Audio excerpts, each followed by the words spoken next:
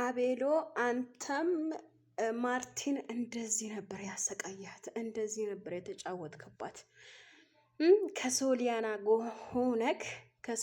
ጋር ሆነክ እንደዚህ እምባና ፈርዲም ያስበልተክ ቡታጅራ ድረስ ወስደክ እንደዚህ ነበር ጢባ ጢቤ የተጫወትክባት አንተም ማለት ነው። እውነት ይገባሃል። ሀቂቃ ነው የምልህ። ለምን ሴት ላይ የምትጫወቱት ወንዶች ነገ ተራችሁ ጠብቃችሁ ይቅርታ ስትጠይቁ እናንተ ነው እንደምትሰቃዩ 100% እርግጠኛ ነበርኩ። እኔ ከዚህ በፊት ማርቲን ተይ የሄርሜል እህት ናት፣ ጀግና ናት፣ ታውቃለህ፣ ታስለቅሳለች ብዬ ነበረ ማለት ነው። ሰላም ጤና ይስጥልኝ በመላው ዓለም ለምትገኙ የዛህራ ዩቲዩብ ቤተሰቦች እንዴት ናችሁ? ደህና ናቸው ወይ?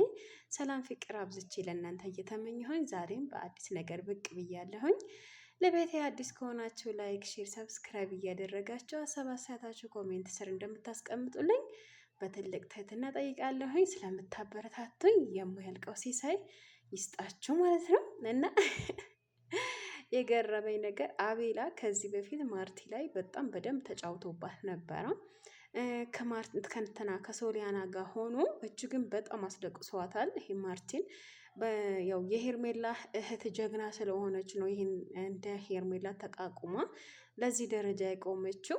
በነገራችን ላይ አቤል ከዚህ በፊት ከሶሊያና ጋር ቪዲዮ እየሰሩ ማርቲን እያስለቀሱ ነበረ እና ያ ነገር ደግሞ በእርግጠኝነት ተገልብጦ ወደ አንተ እንደሚመጣ አንተ ይቅርታ ጠይቀ ይቅርታን እንደማትቀበልህ ደጋግሜ ተናግሬ ነበረ እና በጣም ነው የገረመኝ እኔ ማለት ነው። ለምን ያልኩት ነገር ስለደረሰብህ ማለት ነው። በጣም ነው ያሳዘንከኝ። በጣም ታሳዝናለህ። ምክንያቱም አንዳንድ ጊዜ ማለት ነው አንዳንድ ሰዎች ለራሳቸው ወይም ደግሞ ለአንተ ብላ ያደረገችው ነገር እንደ ቅናት ነው የወሰድክበት አንተ ማለት ነው። በዛ ሰዓት አንተ ብታምናት እንደዚህ አትሆንም ነበረ ማለት ነው በአሁኑ ጊዜ ሰዓት። እና አንዳንድ ጊዜ ወንዶች ለእናንተ ብለው ሴቶች እንደዚህ ተንበርክከው ተው እንደዚህ አይደለም ተው እንደዚህ ነው እያሉ እናንተ እንደ መጫወቻ ነው ያደረጋቸዋቸው ማለት ነው። ምክንያቱም አሁን አቤል ብዙ ጊዜ ማርቲን አስለቅሰዋታል። ልክ እንደ አብርሃም ሄርሜላ እንዳስለቀሰ ሁላ አቤል ደግሞ ማርቲን በደንብ ነው ያስለቅሳት ማለት ነው። እና ደግሞ በነገራችን ላይ አንድ ስትወዱ ሴቶች ሁሉ ነገራችሁን አንስታችሁ ስለምትሰጣቸው ነው መሰለኝ ወንዶቹ እንደዚህ የሚጫወቱባችሁ ማለት ነው። እና ሴቶች እኔ አብዛኛ ጊዜ መዳም ቤት ላሉ ሴቶች እመክራለሁ። ምንድነው እሱም ሙሉ ልባቸው አንስታችሁ አትስጡ ነው የምላቸው ማለት ነው። ምክንያቱም ነገ የሚፈጠረው ነገር ስለማይታወቅ ማለት ነው። እና ሁሉም ጊዜ እንዳለቀሱ ነው የሚመጡት። ሩታም እያለቀሰች ነው የምትመጣው፣ ሶሊያናም እንደዛው፣ ማርቲም እንደዛው፣ ሄርሜላም እንደዛው። በቃ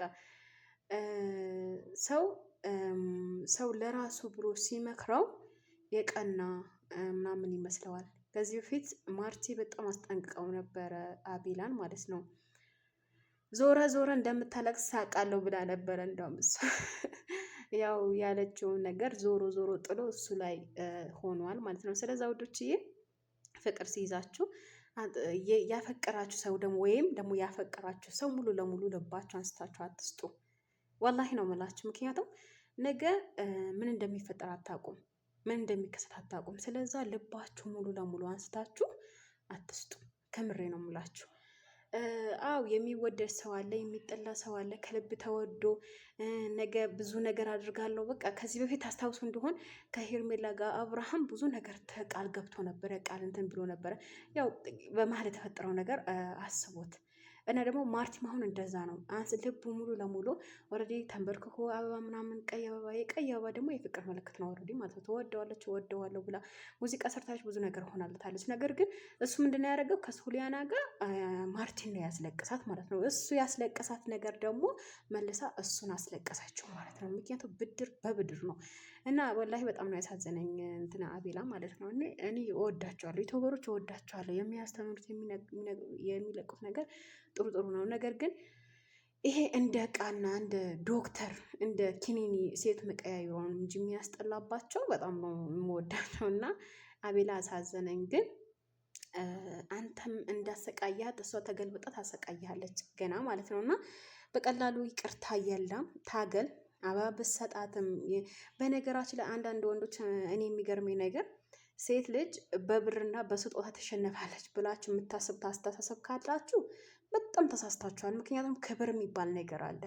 አሁን አንተ አቤል ያደረግከው ነገር የምትወጁ ስጦታ አምጥቼልሻለሁ ይቅርታ እንድትቀበልህ ምናምን፣ ነገር ግን ያው ሰው ግን እንዳገማመቱ ነው።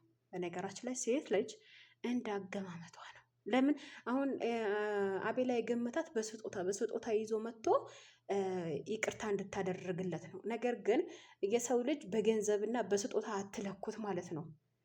ኦልሬዲ ይቅርታ፣ ነገር ግን እንደዛ ነው የተሰማኝ እኔ ማለት ነው። ለማንኛውም ወንዶች የሀሳብ አስተያየታችሁ ኮሜንት ስራ አስቀምጡልኝ። አንዳንድ ጊዜ ለገንዘብ ብላችሁ ወንዶች ሴቶች ጋር ስትሄዱ ገንዘባችሁ ሳይሆን ማሳየት ያለባችሁ ንጹህ ልባችሁ ነው። እኔ እንደዛ ነው የማስበው፣ እንደ ራሴ ማለት ነው።